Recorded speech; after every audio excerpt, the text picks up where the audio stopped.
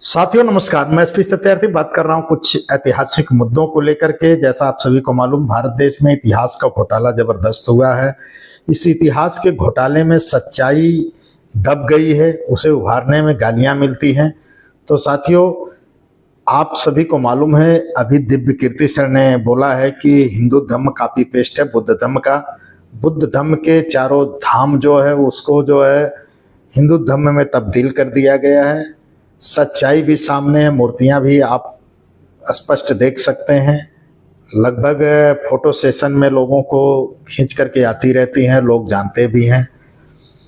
फायान भी भारत देश में आए तो उन्होंने भी लिखा कि इस देश में बुद्ध धर्म के अलावा और कुछ नहीं मिला है हमें। ऐसे विद्वान बीच बीच में बोलते रहे। साथियों, बात आती है ये चार युग की। जो चार युग है, सतयुग, द्वापर, त्रेता और कलयुग की। आइए जानकारी हासिल करते हैं आखिर क्या इसकी सच्चाई है। सतयुग को इन्होंने कहा कि सतयुग बहुत अच्छा था। सतयुग में मैं बताता चलता हूं कि आपको सिर्फ ब्राह्मणों को पढ़ने लिखने का अधिकार था, इसमें किसी और को नहीं था। क्षत्रिय तक के पढ़ने लिखने का अधिकार नहीं, जिसके सतयुग बोलते हैं। सतयुग मतलब जो ब्राह्मण कहता था वही सत्य मान लिया जाता था, उसी को सतयुग कहते हैं। साथियों, आइए हम जानने की कोशिश करते हैं द्वापर में क्या हुआ था। द्वापर में ब्राह्मणों के साथ साथ क्षत्रियों को भी अधिकार मिला पढ़ने का, क्योंकि क्षत्रिय सुरक्षा कवच था ब्राह्मणों का। उन्होंने जिद किया कि मुझे भी पढ़ना है। जब उनको पढ़ने का अधिकार मिल जाता है, ब्राह्मणों की मजबूरी थी कि उनको अधिकार देना, क्योंकि उनकी सुरक्षा क्षत्रियों के हाथ में थी।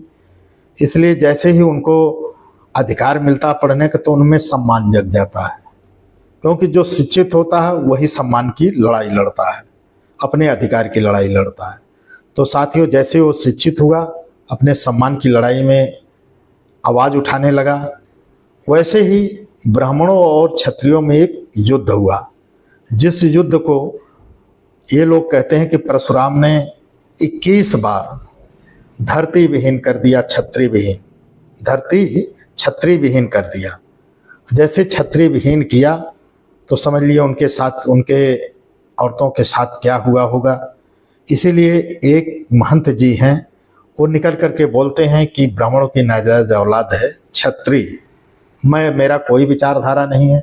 उन्होंने ये बात कही है और ये यूट्यूब पे अभी भी है, सर्च कर सकते हैं कि किस महंत ने ये बात बोली है और क्यों बोली, कहाँ से बोली है, आखिर किस इतिहास से उठा के बोली है। तो साथियों, द्वापर इसी का नाम है। साथियों, आइए हम बात करते हैं त्रेता युग की। त्रेता युग में क्या हुआ था।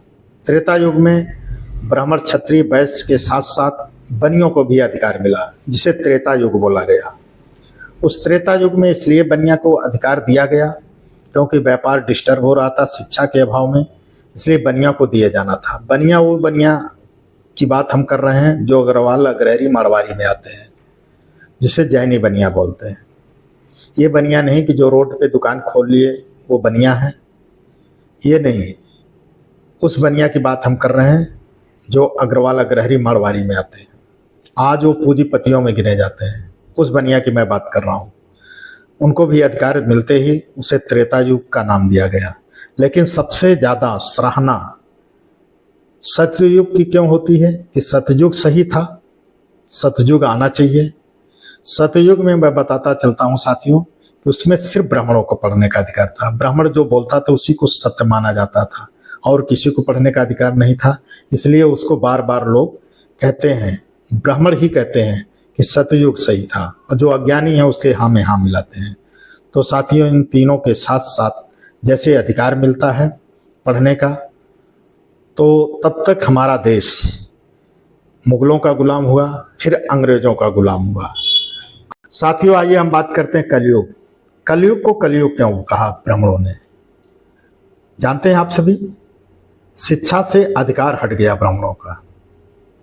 अंग्रेज सभी को शिक्षित करना चाह रहे थे, क्योंकि वो रिक्वेस्ट थी ज्योतिबा फुले, माता सावित्रीबाई फुले, अंग्रेजों से रिक्वेस्ट किया था कि सभी को शिक्षित होना चाहिए, तभी देश चल सकता है। शिक्षा का अधिकार सबको होना चाहिए। जैसे ही सबको शिक्षित होने का अधिकार मिलता है, तैसे ही इसे कलयुग बोल दिया जाता है। लेकिन साथियों एक चीज हम बता दें, इसे कल पुर्जों का युग भी कह सकते हैं। मशीनरी युग आ गया, सभी को रोटी रोजगार की मुहैया होने लगी। सम्मान, जैसे ही लोग सीख पढ़ लिए, अपने के सम्मान प्राप्त करने के लिए अधिकार की लड़ाई लड़ने लगे, इसीलिए इस युग को बदनाम किया गया। आज भी आप जानते हैं, लोग अमूमन जो नहीं जानकार है वो बोल देते हैं ये तो कल युग है, कुछ भी हो सकता है। तो साथियों वैज्ञानिक युग है, इसका स्वागत करना चाहिए आप सभी को। इसमें सबको राइट्स मिल गया, सबको अधिकार मिल गया कि आप कुछ भी कर सकते हैं। ये नहीं कि बनियागिरी भी कर सकते हैं, पोथी भी बांट सकते हैं। आप अभी कुछ पे कमांड है, लेकिन आप कुछ भी कर सकते हैं। ये अम्बेडकर युग है, ये संविधान युग है। तो साथियों 4 युग की बात हुई, हमारी बात समाप्त हुई। आपको कैसा लगा कमेंट करके जरूर बताने की कृपा करिएगा। यदि हमारा चैनल देख रहे हैं तो लाइक शेयर सब्सक्राइब जरूर कर लीजिएगा, क्योंकि आपके सब्सक्राइब से आपका कुछ नहीं जाएगा, लेकिन हमें बहुत कुछ प्राप्त होगा और हमारा हौसला बढ़ेगा। जब प्राप्त होगा, हमारा हौसला बढ़ेगा, तो फिर हम नई कहानियों के साथ आपके बीच उपस्थित होंगे। इसके साथ नमो बुद्धाय, जय भीम आपको।